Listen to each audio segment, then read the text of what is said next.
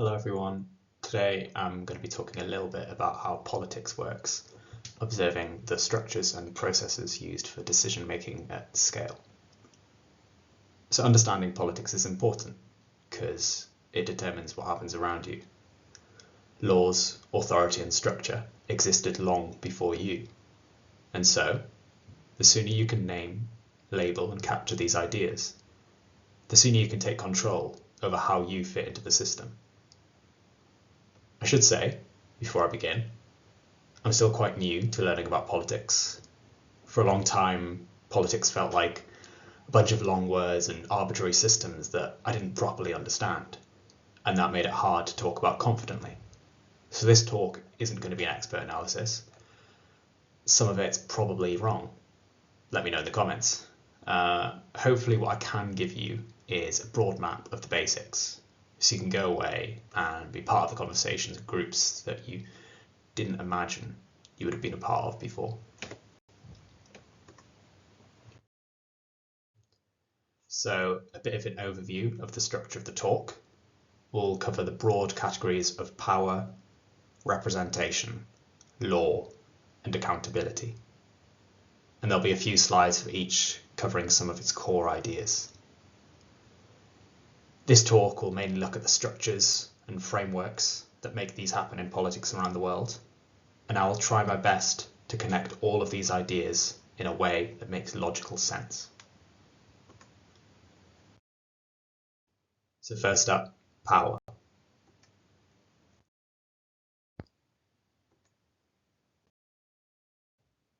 Land and people around the world are divided into lots of groups.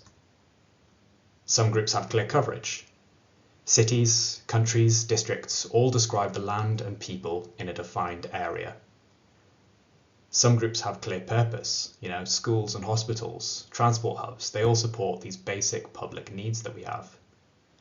And understanding these groups by themselves is easier because, they're built into our lives. We spend a whole lifetime immersed in regional and cultural groups. But understanding how groups interact is more complicated. Most groups have authority figures who make the big agreements with other groups. Schools have governing bodies, cities have elected leaders, figures who've gained the belief of their group, one way or another. So when there is a difference of opinion, these figures can step up and make tough decisions. Authorities in groups toggle action on and off. And this is important, because if they can control what can and can't take place, this nudges people's behaviour. It pushes people to achieve the goals of someone or something. The mission and setup of an authority play a large part in determining who will win in a group. But groups are everywhere, and so this sits beneath everything. Some of the largest groups on Earth are known as states. States are defined by three things. They're made up of an area, the people that live there, and the ultimate decision makers who have authority over them. Examples of states include the United States, UK, Singapore, and the Vatican City. Each of these states have an ultimate authority over a population in a set area. But not every large region with a decision-making authority is a state. Scotland and Quebec aren't states. Though they have some authority over themselves, they give up their ultimate power to an outside body. Scotland's part of UK. Quebec is part of Canada. The UK and Canada authorities can choose rules which the smaller Scotland and Quebec must follow. Some people believe that the state is very good. Statists would be very pessimistic about what would unfold if one day they woke up and there were no authorities, nobody to influence over who could do what. And this is because they think that the level playing field which is created by stateless societies would be incredibly sensitive. People would struggle to cooperate. Society wouldn't respond adequately to troublemakers and it would collapse. Other people believe that a system with no state, no authorities, would be good. Anarchists don't like authorities because they think that power corrupts and it's just really not needed. Different people interpret the evidence differently, but both ways suggest successful coordination can emerge. I will spend the rest of the talk exploring state politics, because nearly everyone alive lives in a state.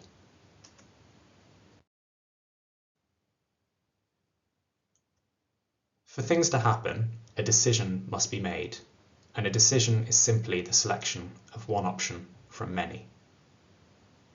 Decision-making is the thought process that comes before it, leading us there. And when we think, questions come up. What will the decision do to me? Do I want this? What will happen to the groups around me? Who is in the groups? And do I care for each member equally? There are lots of questions. And so if anything is to happen, the questions must stop, because not every question can be answered in time. And, of course, we must stop answering questions too at some point. We weigh the persuasiveness of the answers we have and choose the best option. But not every decision is made the same way. Some people are persuaded by coherent, logical reasons backed up by real-world data. Other decision makers are driven by unstructured reasons that don't fairly represent reality. Whichever way you take, a path is formed in the brain. Sometimes it's clearly paven, with signage at every turn, and other times it's like a tangled path through a thick forest, overgrown and easy to lose. Despite how different these processes seem, they share something fundamental, which is the direction isn't random. It's shaped by our values. So what makes a great decision maker? A great decision maker is someone who meets the needs of whatever they make decisions for. These people don't make decisions by reacting immediately to situations. They control the questions, answers, and values that guide decisions. And to do this well, they must understand who they serve, what they want, and how actions will meet these needs. When authorities try to be great decision makers, it becomes very complex.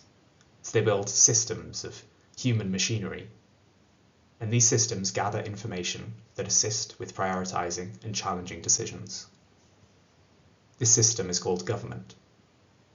Government is the machinery of decision making at scale, the structure enabling the state to choose its path, the ultimate decision maker.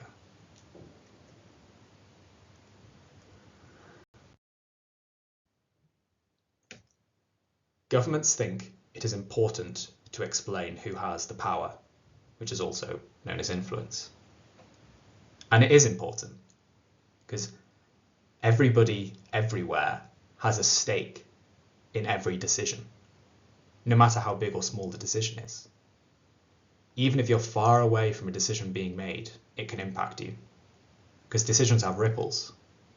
So it's on everyone, the whole populace, to ensure that they are content with the people who have ultimate influence. There's 3 categories of ultimate influence, with each category describing how many people make it up. In democracies, the population stands at the top of the podium of power. They have the voice that carries the furthest. So, the answer to every decision made by government is guided by the population. Through some chain of discussions, the people in government talk to the whole population on all decisions. And democratic governments justify themselves by this fact. It can't be wrong if they serve everyone, right? In oligarchies, a small group of people hold the ultimate influence. These people, known as the oligarchs, are typically groups of business people, religious leaders, family members. Oligarchs don't have control necessarily over the whole government, or even they're not necessarily a part of it. But what they do have is a lot of influence over the key parts of the system that benefit them. Oligarchic governments justify themselves as being the rule of the competent, with the belief that using a finer opinion pool prevents unstable, impulsive, and inefficient choices. In autocracy, just one person has ultimate power. The choices made by the state are essentially the choices of the individual, who is known as an autocrat. Autocrats can come to power in many ways, through sudden political shifts like crises or revolution, or gradual erosion of democratic systems. They get complete control over the system. For an autocrat, continuously protecting themselves from competition and justifying their legitimacy takes a lot of effort. Now, just because a government self-defines as one of these words, it isn't necessarily true in practice. An on-paper democratic government may get big money donations intended to align their choices with the rich groups, and this could push them into a more oligarchic, centralized form of ultimate power. An on-paper autocracy may have an autocrat who works with a network of elites to make their decisions, and this would push them into a more oligarchic, decentralized form of ultimate power. So ultimate power is on a spectrum, and this can be hard to pin down, because true influence can be hidden, while fake influence is overly exposed to present an image. So next up, we're going to look at representation.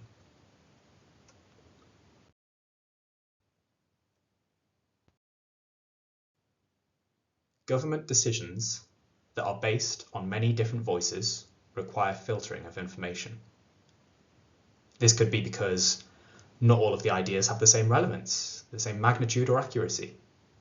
Scientific studies are prioritized over personal anecdotes. It could be because there are too many ideas, and it's only reasonable to process them in batches. Stakes too play a big role in determining how information is filtered through to the higher-ups. The more severe a decision, the greater care taken.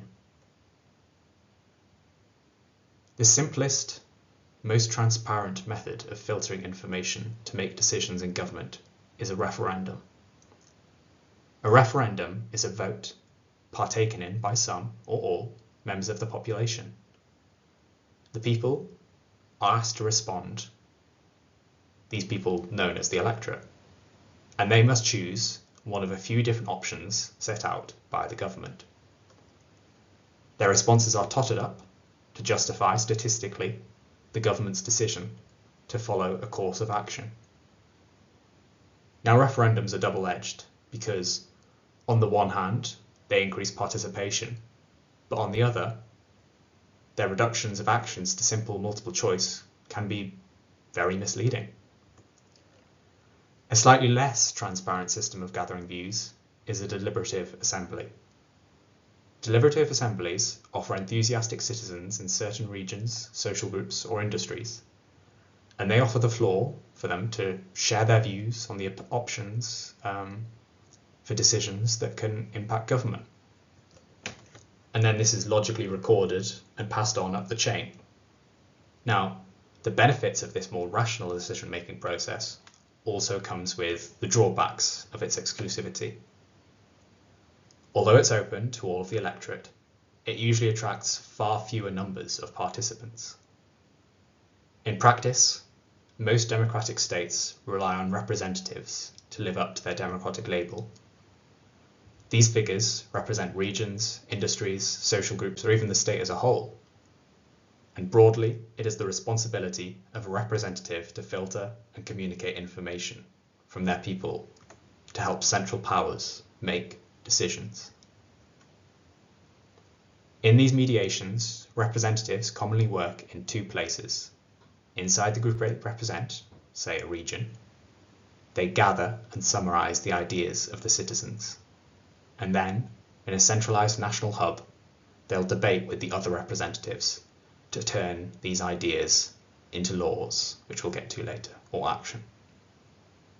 This structure does a lot to organize the communication channels. There are three models for how representatives filter information, and each model will tell us about whether ideas are simply passed on or if there's given a twang by the wisdom of the representative who hears them. First off are delegates. Delegates are just a mouthpiece for the people, having little or possibly even no power at all to judge or alter their citizens' ideas. They just pass on the popular ideas for their group. At the other end of the spectrum are trustees. Trustees are trusted to make decisions for their people. They aim to deliver the best outcome for their group, using both the public ideas and their own personal ideas. And then in the middle comes the political model. This sits halfway between delegates and trustees, and it recognises that different issues require different levels of expertise or guidance. So representatives will sometimes act as a delegate and then sometimes act as a trustee. Now, beneath each of these models, responsibility is assumed. Representatives should stick to their agreements in service of their people, and so confidence is sought for people in this role. In some cases, this confidence comes from meeting criteria, which leads to direct appointment. It can be through avenues like specialist knowledge, political background, strength of character, or possibly familial inheritance. In other cases, confidence in a representative's sense of duty comes from a wider challenge: selection by popular approval.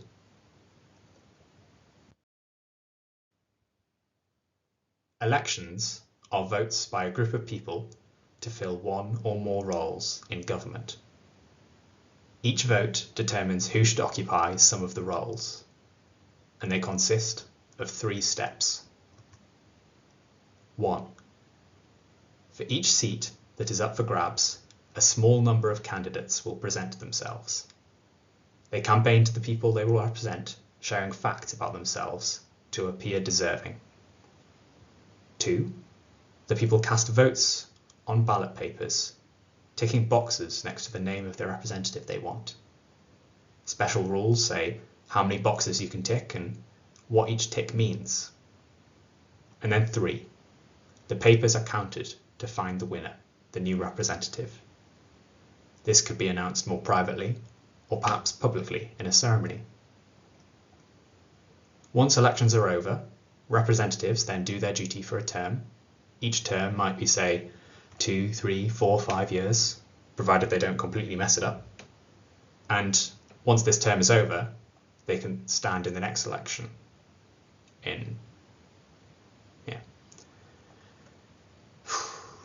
In most central regions of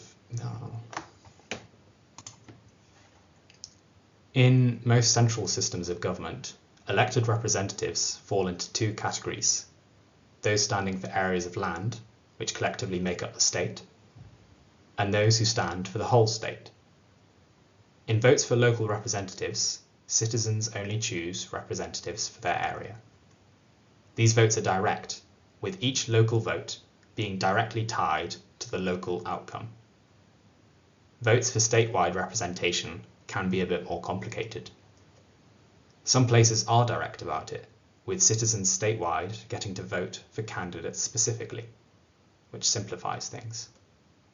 The final vote count is less ambiguous, showing an exact picture of which candidate people want.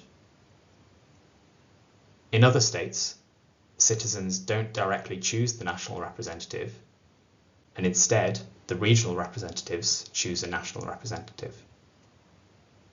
This layer of separation between the public and sort of the selected candidate can make misalignment.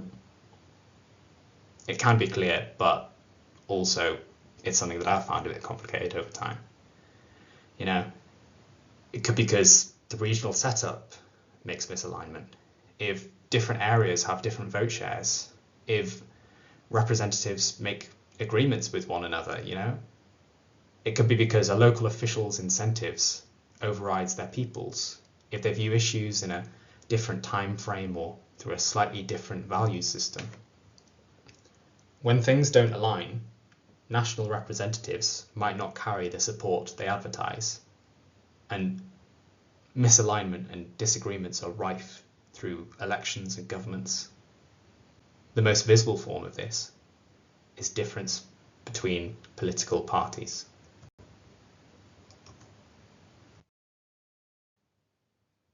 What are parties? To express their ideas and willingness to act, candidates work with groups called parties. Parties are groups of people who share views about how government should work. They consist of a small number of elected representatives, alongside many members, volunteers, and staff. Members typically pay money, which goes some way to supporting the party's activities. And parties will make promises on what they would do if they were in charge to attract votes. And with enough votes in an election, they can take control of government and try to deliver on these promises. Party beliefs and their reasoning are set out in a booklet called a manifesto or a platform. Manifestos contain detailed plans and attempt to persuade voters that the party can solve some of their problems. The ideal manifesto is clear but compelling. By pooling resources, parties achieve much more than individuals acting alone. The resources of parties are varied, from citizens, campaigners, and candidates who give time, to funding and fundraisers that give money. These resources all go towards crafting, sharing, and enacting the party message. A party campaign is a focused push by party members to promote candidates during an election. Using persuasive communication, they attract people to support them. And messages can be delivered through various channels, indirectly through the internet, the media, and the advertisements, or directly through events like hustings, where candidates speak in front of audiences. Short, sharp slogans are central to campaigns. Time for change, strong and stable, make America great again. Each of these are quite simple statements which mean little, but give you some snap to hold on to. Now, broad messages on actual issues and their solutions give meaning to slogans, increase security by reducing migration, reduce inequality by taxing the rich. They are the controversial part of party messages, which invite more meaningful conversation. These messages stem from the manifesto, where the wording is perfected, and it's hard to forget, even without the drilling in through postal pamphlets, public interviews, or events and internet advertisements.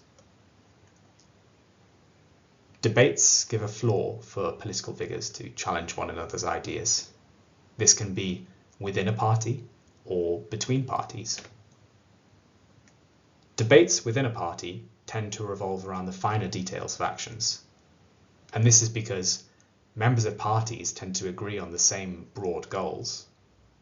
It could be as part of campaigning, when two candidates vie for the same role, perhaps disagreeing on the timing or priority of party goals. It could be within the government itself, when representatives are making a big decision. Sometimes strong views can lead individuals to break from party unity. So these types of debates take a lot of grace and management so as not to disrupt the party brand. Inter-party debates between members of different parties may focus on larger differences. It could be where the government gets its money from, who's taxed, or it could be on what the government buys with its money, where the budget goes. Representatives will give reasons for why their views are better. And challenges posed between members of different parties can also be less constructive, with personal attacks, exaggerated claims, or criticisms of opponents taking centre stage, perhaps as opposed to the issues that actually matter. On some issues, parties are deliberately vague. Parties will play games of issue arithmetic, shuffling their focus as time passes to appeal to different voters. But in most cases, parties will try to set clear positions on the big issues. And this is done by simplifying complex issues and connecting them to their values, done to differ themselves from their rivals. Across states, parties can be grouped into systems of values, values that explain how government and society should work together. We will explore these further next. Ultimately, making decisions is about answering yes-no questions. And these questions can be interpreted on a scale. At one extreme, you can think of questions contextually. So you reason about the questions purely using the facts about the world. If answering, should we raise taxes this year, you might consider the past impacts of raising costs to the public. Where these would be spent, you consider the facts. At the other extreme, you could think of questions abstractly. So you answer them by thinking about what the answer is in some ideal world. When answering, should we raise tax this year, you might wonder if it's fair for taxes to be higher, regardless of what taxes are spent on. So that would be using your beliefs. Every question you answer will be some mixture of these two techniques. You can't use one without the other, so every answer will give you a combination of facts and beliefs. When you answer enough questions about how society should be, you may start to see trends. Perhaps the facts are swaying you towards answering one way about a certain topic, and your beliefs make you answer one way about another topic. Ideologies are ideal sets of answers to big political questions. They're ideal in that the answers agree with each other. They can stand up to critiques. But they're also ideal in that they come from ideal worlds, from visions in people's beliefs. Ideologies, as sets of answers, give a viewpoint on how society should be organized. Simplifying a lot, the basic ideologies have one thing in common. They lead people to consistently answer a few recurring questions. Now, all of this has been quite complicated, quite abstract, so let's have a look at some of the more common examples. Question 1. Should government limit the freedom of its population to keep order? Now, here freedom means the control that individuals have over their choices. This can be freedom to do, freedom to say, freedom to be unburdened. People who consistently agree that, yes, a government should create order by limiting people's freedom have an authoritarian ideology. Opposite to this are libertarians who answer the contrary, believing that government should step on toes as little as possible. Now, this is all about government power. How about another one? Should government reduce economic inequality? Here, economic inequality means an imbalance of income and wealth between people. People who say a government should create balance by reducing inequality have an economic left ideology. At the other end are economic rights, believing that the government shouldn't intervene to restore economic balances. Now, by the way, just something I came across whilst I was researching this, the left-right naming convention isn't arbitrary. It actually comes from the French Revolution, where opposing political groups sat on different sides of a deliberative assembly. Now, there are many more ideologies that exist, but it does get complicated. There is a lot of nuance. Things get quite fuzzy. Sometimes you need lots of questions to define them. Sometimes the defining questions overlap with other ideologies. Sometimes answers are incredibly sensitive to the context. So I want to leave it here for now. Now, just a side note, which is personal to my experience with ideologies. It can be quite hard to commit to any single ideology when you first hear them, especially when politics is rife with opinions and people around you give strong convictions whilst you're still trying to just understand what's going on. I'd say a useful way to approach this is to treat your political beliefs as temporary. Make your best judgment now and always stay open to revising them as you learn more. Because this approach will make it easier to engage with politics and help you both understand your own values and the values of others. So next up, we're going to be looking at law.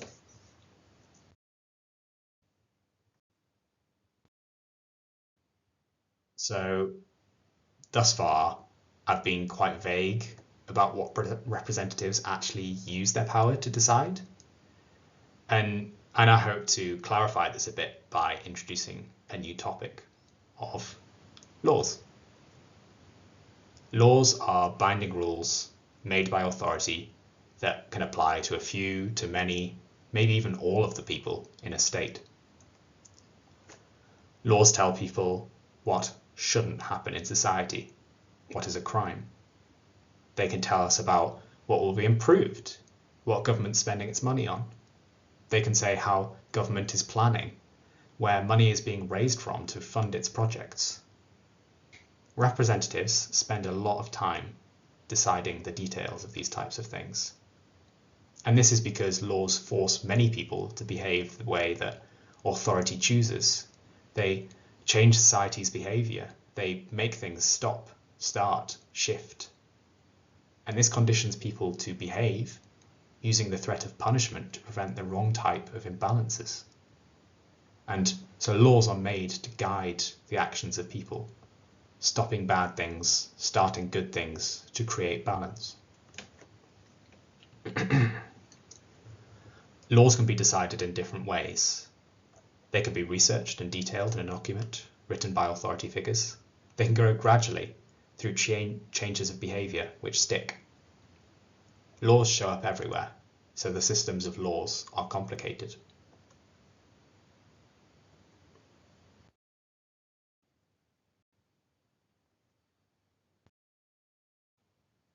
Now, as much as we sometimes may not like to admit it, there are hierarchies in everything.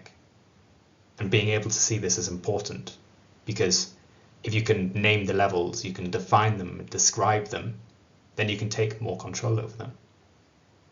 And everyone wants some type of control. In this section, we will be naming the hierarchy of laws. Now, as a foundation to guide decisions, government have something called a constitution. A constitution is a set of ground rules about how something should be run. In a state, it sets out how government should operate, how laws are made, how people enter positions of authority, and how this power is distributed. It gives a flavour of the intended spirit and values of the state. The Constitution both limits and enables government. It limits by setting boundaries, by throwing up stop signs when authority missteps, but it also enables by giving a framework for making decisions and how relationships with citizens are structured. The fundamental nature of a constitution needs a strong core justification, and this justification often comes from the people, making a firm agreement about what should stand. But constitutions are adaptable. The changing world means rules need changing. So this usually takes a lot of care, getting the go-ahead, from whoever has ultimate power. So the Constitution is the foundation that shapes most control over a state's behaviour, enabling everything else to grow and bear fruit. If we visualise the laws in a state as a tree, then the Constitution is a thick system of roots. The Constitution provides stability and nourishment to the laws that sit above it. Now, from these roots grow statutes. Statutes are laws made and approved through the state's main lawmaking body. They must comply with the Constitution, but override any lower types of law. These laws are more outward-looking than the Constitution, but quite broad. They try to make things better for the whole state. And this means keeping a lot of things going, because individuals want their survival, their safety, freedom, justice, privacy, health, and education. The state as a collective wants some type of physical and financial security. So statutes make large-scale shifts that promotes improvements across all of these areas and more. So statutes are broad societal rules which are enabled by 1, the Constitution, and 2, the highest elected lawmakers. Continuing with our analogy, statutes make up the central trunk of the tree. The branches growing from the core of statutes are delegated legislation. Delegated legislation appears when central lawmakers don't have the speed, knowledge, or resources to detail a statute.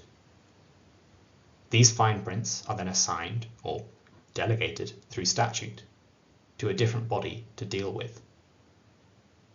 So the statutes still control the direction of growth and can review effectiveness. They'll still have the same appearance and they'll be designed to be consistent with statutes, like the branch and the trunk.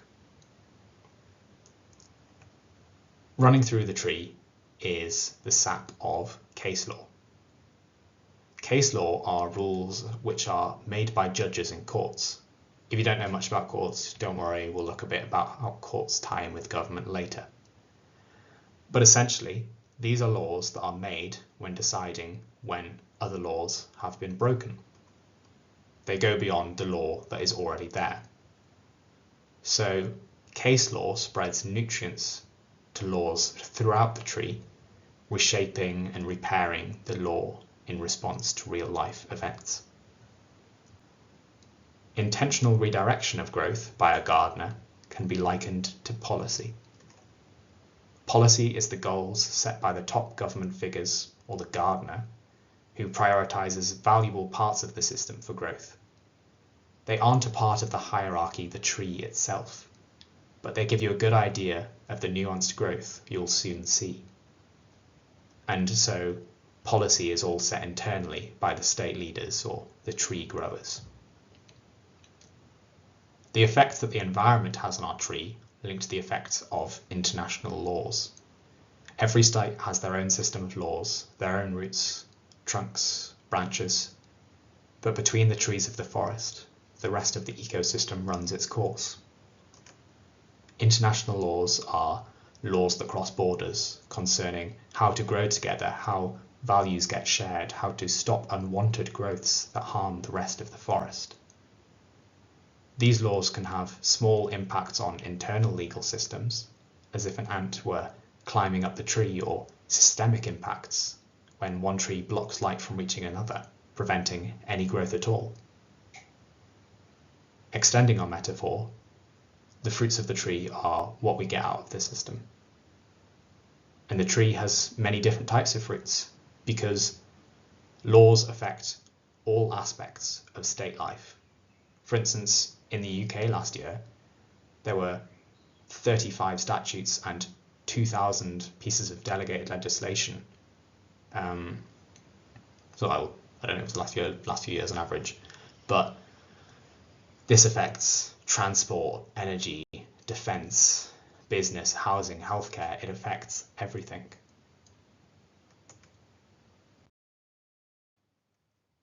We're on to the final section now, which will be about accountability.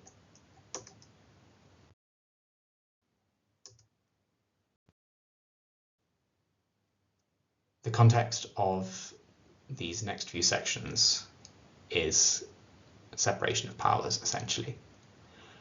We're going to be looking at how governments self-regulate themselves, their power, how they limit themselves. In this section, I'm going to introduce quite a few new terms. These terms describe the broadest accountability structure that exists in most governments, and getting a good grasp on them is important. because these terms show up everywhere in politics. But don't worry, I'll define them here. I'm going to go into more detail on them later. So sort of main focus for now, just think of power is separated. That's the point of this slide. Okay, so government is divided into three parts in an arrangement known as separation of power. Separation of power prevents the concentration of power in any one place. These three branches play distinct roles in how laws operate in a state. The legislature makes and approves laws. The executive turns these laws into reality. And the judiciary interprets laws and decides if laws have been breached. Under strong separation of power, one branch can't use the powers of another branch. The legislature, the lawmakers, can't judge court cases. The judiciary, the courts, can't make executive decisions. Different states apply separation of power to different degrees.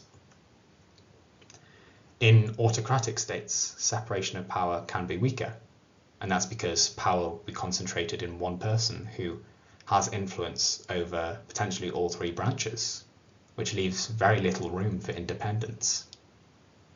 In democratic states, separation of power tends to be stronger. Branches are more independent and there's clearer accountability checks. For example, in the USA, separation of power is pretty strong. The branches are distinct institutions with more checks. In the UK, the powers are still separate, but there tends to be more overlap between the branches, specifically between the executive and the legislature. Now, separation of power enables accountability. For example, if two branches combine too much, power would be abused. If the judiciary gained lawmaking or executive powers, law breaches could be decided unfairly. So there's checks for this. Judges in the judiciary are meant to be impartial interpreters of law, but with either of these powers, they suddenly lose their neutrality. And any other crossover between the branches can lead to corruption. So each branch is made to do its own function, but also act as a reviewer to the other branches, which protects against the government using its rules for power, as opposed to using its power to make rules. Now, while separation of power divides governments functionally, most states need a final source of authority, and this is known as sovereignty. Sovereignty, I think I put this line up a bit too early there. Sovereignty is the highest legal authority in the state, the entity with the final say. Now, sovereignty doesn't always fit nicely inside the separation of power institutions. It could be part of a branch in a legal document like the Constitution, or in some other political organisation. For example, in the UK, the legislature has authority, whilst in the USA, the Constitution has authority, sovereignty rather. In Saudi Arabia, one person, the king, has sovereignty.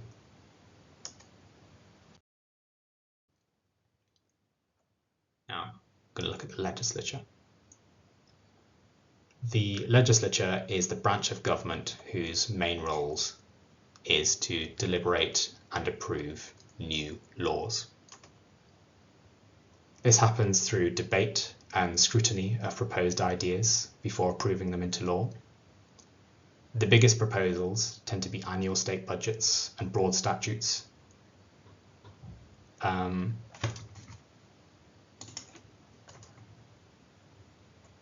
This happens through debate and scrutiny of proposed ideas before approving them into law. The biggest proposals tending to be annual state budgets and broad statutes. Around the world, state legislatures have anywhere between 7 and almost 3,000 members. These members are known as legislators. Legislators are usually elected in local elections. They represent a small area and the people living there, and they also usually represent a political party. So throughout elections, legislators will talk about the changes planned for their area and their party's plans for the state. Legislators can also be appointed centrally, as described earlier in the sections on participation. The legislature usually operates in a building to make new laws. These buildings tend to be in the capital city of the state and can be identified by titles like the National Assembly, Parliament, Congress, Legislative Palace. Now, just understanding what these names actually imply will give you a big step up when learning politics elsewhere in the world. The degree of separation of powers can be reverse engineered from them, as can historical links in certain cases. We will explore some of this later. Most legislatures are split into one or two chambers, with each legislator belonging to one of the two chambers. The legislature is described as unicameral if there's just one chamber, and bicameral if there's two. Each chamber will perform similar duties, debate, votes, but the different characteristics of their members are chosen to ensure a wider approval net for new laws. For instance, this can be through different tenures in different chambers and different public representation divisions. By doing this, the legislature can monitor itself more effectively and reduce the risk of poor outcomes. Inside each chamber, there tends to be a standard seating structure that is followed. One legislator, known as the presiding officer, will sit in a central position, this allowing them to scan over all of the other legislators, which works well as they're sort of like a referee who monitors behaviour. Clerks will help them with following procedures and taking notes. Clerks aren't legislators, they're usually just political neutral, and so they're there to ensure things go smoothly. Most remaining members then sit in one of two shapes, either in two columns or in a semicircle shape. Parties will sit together in specific areas, and the two largest parties tend to sit on opposite sides of the room. More senior party members will sit close to the front, getting more speaking time during debates, and at the back sit the more junior party members, who tend to attend less regularly, more for mandatory showings or debates of interest. Between the front and back benches, legislators known as whips coordinate party alignment on votes. They don't do this using an actual physical whip, but they might use threats of punishment linked to party promotion prospects. The legislature makes new laws via a thorough process, which tends to include the following parts. First, a legislator will propose a new law to their chamber. They outline the origin, objective, and potential implications of the law in a blueprint document called a bill. Reaching this stage involves substantial effort. Legislators draw on expertise and support from the wider network of the executive branch to craft a well-considered proposal. Next, the rest of their chamber gets to challenge the broad ideas of the proposal. This usually happens through floor debates, which are open to everyone. Proposals struggle to make it past these first two stages. If a proposal does make it this far, then it has gone over with a fine-tooth comb, refining and amending the draft in lots of detail. And this is done through small groups of legislators called committees. In committees, work between different parties is not adversarial necessarily. Legislators across parties work together, exploring ideas outside of the chamber, and this ensures representative scrutiny of proposed laws and prevents inside the chamber the debates from getting too involved. To ensure the whole legislature approves, this process then happens across all other chambers, making changes to the previously approved laws. If all is agreed well enough, then it can be put forward for a final verdict. Otherwise, it may have to flip and flop back into the chamber where it started for more revisions. And finally, once all is settled, a final vote across the chambers decides whether the bill is turned into an act. That is, whether the law is passed. Often, to formalise this procedure, a stamp of approval is given by a key figure known as the head of state. One of the two figures we'll now explore.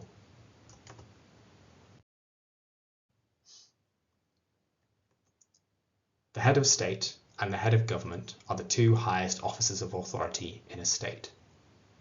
Both roles sit at the top of the executive branch, though they usually have different functions and power. Their high authority doesn't necessarily mean that they have sovereignty. In fact, their authority often only comes from approval by whoever holds sovereignty. This could mean approval by the public, the legislature, or even the constitution. First off, let's look at the head of state. The head of state is like a ceremonial face for sovereignty in a state. A figure of the state's unity. State heads maybe go by president, queen, king, empress, emperor, supreme leader, or emir. Their titles giving reasonable indication of the source, size, and location of their power. Heads of state largely fall into boxes based on how succession occurs. The first box is the monarchy box, which is a system where the role of head of state is passed down through family. The head of state, who is known as the monarch, gets their authority from their special bloodline. By and large, if the head of state isn't known as president, then they are a monarch. If the title president is used, then the state is a republic, which means that the head of state is chosen through some kind of election. A small minority of states don't fall into either of these boxes. Some head of states mix the president-monarch system, and some derive power through special religious processes. The degree to which these titles tell you about the power of rulers is less clear. A monarch can be absolute, meaning they have unlimited influence over decisions, or they can be ceremonial, being there just for show, restricted by the constitution and guided by the head of government. A president can be highly commanding over the state, or just simply there to put their signature on documents.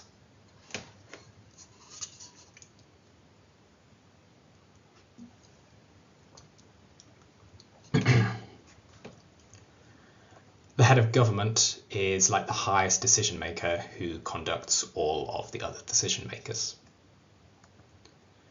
They commonly have a title like Prime Minister, Chancellor, Chief Minister, or President. Information about their power can be derived from these titles too, including source, size, and location. Heads of government can be split quite nicely based on the different systems they operate in. These splits give details about the government head, the accountability of the executive, which they lead, and there's three main systems: presidential republics, semi-presidential republics, and parliamentary systems. Before I dive into explaining what each of these mean, I first want to make an important note.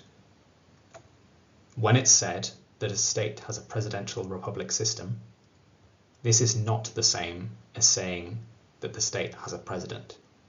Some parliamentary systems have them too. When we say a state is a presidential republic, we usually mean three things. One, the head of government, the president, is elected. Two, they have executive powers which are independent of the legislature. And three, in practice, they are often also the head of state, which gives them a lot of power. Examples of this system include the United States of America and Brazil. A parliamentary system contrasts with this in that both accountability and government head selection. The head of government is accountable to the legislature. Typical examples include countries like the UK and India, where the head of government goes by Prime Minister, and they're in fact a part of the legislature as well as the executive. So a bit of a recap: presidential republic, minimal crossover between executive and legislature; parliament, fusion of executive and legislature. And this links back to the legislative buildings that I mentioned earlier. If the legislature is based in a parliament, then system is parliamentary, so there is fusion of powers. Legislature based in a congress, then system is likely a presidential republic, so less fusion.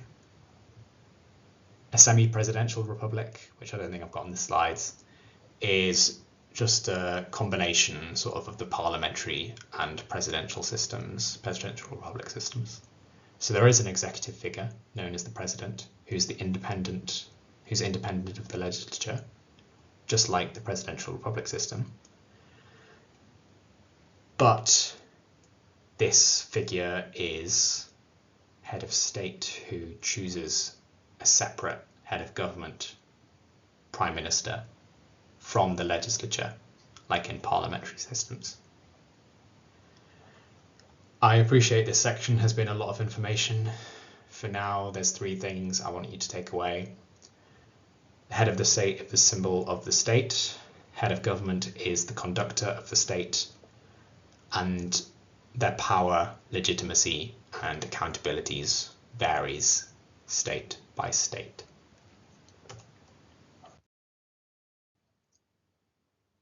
Okay, so turning back to the different branches of government, we're now going to look at the second branch. The executive is responsible for making action happen. This can be by supporting the drafting of bills in the legislature, so laws are made to be applicable. It can be through working with the people and groups that the laws will impact. It can be by working or directing operations against foreign states. The executive is often also the most influential branch, and this can be seen by their large scope and scale, with anywhere between a few hundred to several million members. To make a workable system of these members, they are organised into different departments.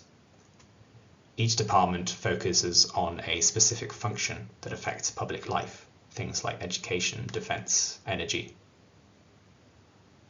There's usually around 20 per state, and by divvying things up like this, the work becomes more efficient and manageable. Each department has a small number of leaders who are known as ministers or secretaries, and it's up to them to work with their department and the other ministers to make policy. Referring to our tree analogy earlier, ministers are like the gardeners who direct the growth of the laws. In a department that has more than one minister, they may have seniority levels. Seniority will indicate how much their work looks up or down the department hierarchy. Senior ministers will make decisions with other department ministers and the head of government. Junior ministers will represent the department, but in more detailed, less big picture matters. Ministers enable thousands of decisions to happen correctly for the state. And to understand this, we will first look what happens beneath them in the hierarchy.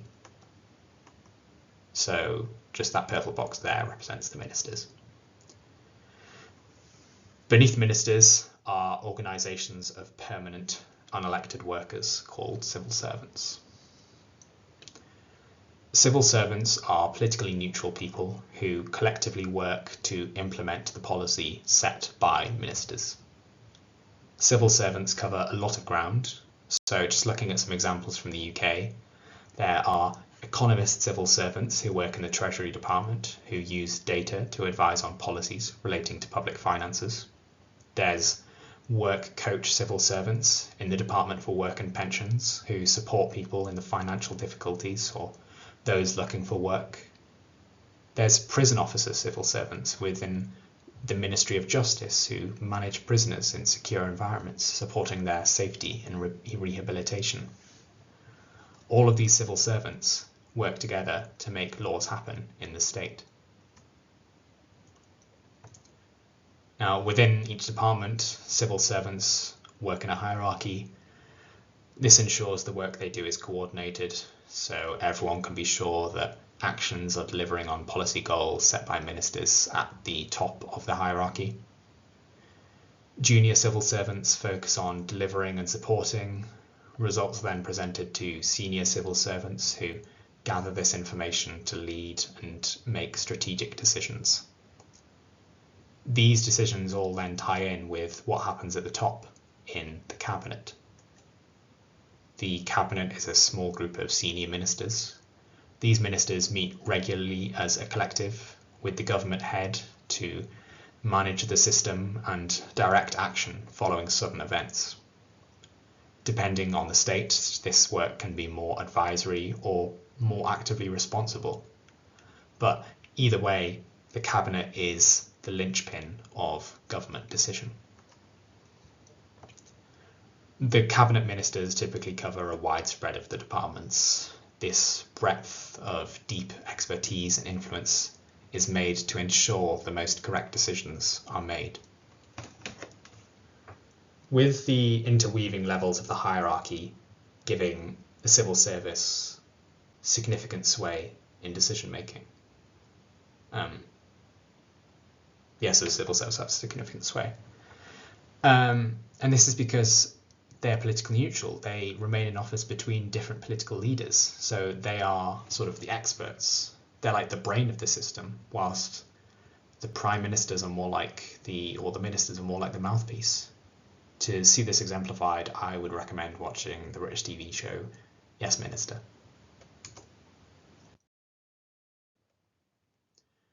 The final branch of government, and the last section of this talk, is the judiciary. The judiciary responds to conflicts, resolves them through legal cases which are held in courts. The conflicts can be where laws have been breached or where people feel wronged. They can be between regular people, private groups, perhaps the government itself. Resolution can be through a punishment or dismissal of the case, an authoritative order to change behaviour, or merely an apology. So big picture. What is the structure of the judiciary? The judiciary is made up of lots of courts. Courts are government buildings, the people and the structures that make legal judgments happen. This system of courts is organised around the expertise required for the cases they hear. Horizontally, courts are often split into criminal and civil courts. Criminal courts hear cases of people who conduct themselves in ways considered harmful to society, for instance through assault, theft or speeding. Criminal case outcomes can include imprisonment, fines and community service. Civil courts hear disputes between private individuals, separate from criminal or political issues. So this can cover family matters, contracts or business issues, and remedies are found in compensation or court orders as opposed to punishment. Some courts don't fit neatly into this distinction, perhaps hearing both types of case. Even so, the civil-criminal split is a useful and widespread way of organising the courts. Looking vertically, there is a hierarchy of courts. There's a hierarchy in everything in government. Small routine disputes are resolved in lower courts. Big groundbreaking disputes are resolved in higher courts. There is typically a highest court or courts known as the Supreme Courts. If a dispute can't be resolved in a lower court, then there is an appeal or if there's an appeal to the verdict, decisions will move up the hierarchy. So all the findings will move to a higher court, which can modify or affirm decisions. And authority moves down. So if there is a decision made in a higher court, say about the legality of Act, let's call it X, then this decision trickles down to the courts that sit beneath it. Okay, so we've looked at the big picture system. Now let's look at the inside of a court. Broadly, in a court, you will find, or should I say a courtroom, because it's like courtroom is the room itself, court is the system. In a courtroom, you'll find judges. So judges are the leaders of cases, the authoritative government figures who interpret the law to judge the case. To ensure independence from other branches of government, they tend to be appointed rather than elected. And they'll sit at a raised desk at the front of the room, which everyone faces. There'll be a claiming party. So the claiming party is the person or people who bring a believed wrongdoing to the court. And then there is the defendant, who is accused of wrongdoing, who must respond in court. And they'll sit on opposite sides of the room, the defendant and the claiming party. Sort of to assist the defendant and the claiming party, we then have advocates who are legal representatives who argue for them. They go by barrister, solicitor, attorney, lawyer, even just advocate. And they'll sit between the judge and the defendant claiming party, sort of you put there to put the ideas into the suitable law terms. And then there are witnesses.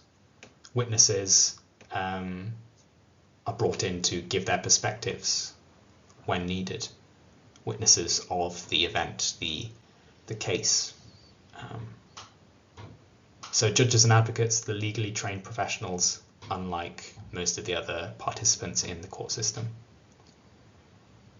How judges' decisions power the legal system tells you a lot about how the state courts run. At one end of the spectrum, in some states, court decisions are very powerful, being fortified into the rules with lasting impacts on future cases. These states are called common law states. With case law as a major source of law, the name sort of means that the law is common across cases, so past decisions must accumulate to impact future court decisions. And so in common law cases, or in common law states, judges are like the tennis umpires of the court, letting the parties go back and forth with their arguments, advocates controlling the way their party plays. Judges are there just to oversee fairness and procedure. At the other end of the spectrum, in some states, legal cases can be just one way of looking at a more solid code of law. This is a civil state, where cases are applying a more rigid code of law, and judges' decisions merely persuade rather than direct future cases. In civil law states, judges are investigators of the court, guiding the way the parties play the arguments. By choosing the questions, judges make judgments considering the legislature's legal codes. Okay, so there you have it. Politics is just a bunch of hierarchies, people and rules arranged to shape how society behaves over time.